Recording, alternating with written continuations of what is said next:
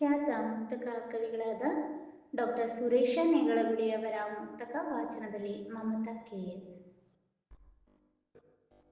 ಆಸೆಗಳ ಪೂರಗಳು ಸೂಸುತ್ತೀರೆ ಮನದಲ್ಲಿ, ವಾಸಿಯಾಗದು ಭ್ರಮೆಯ ಶಿರದ ಬೇನೆ.